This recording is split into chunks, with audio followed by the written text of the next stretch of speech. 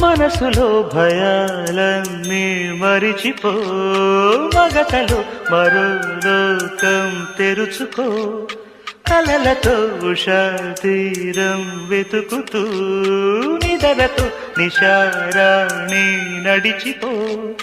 చిటికలోన చిక్కబట్ట కటిక చీకటి కరిగిపోక తప్పదమ్మ ఉదయ కాంతికి.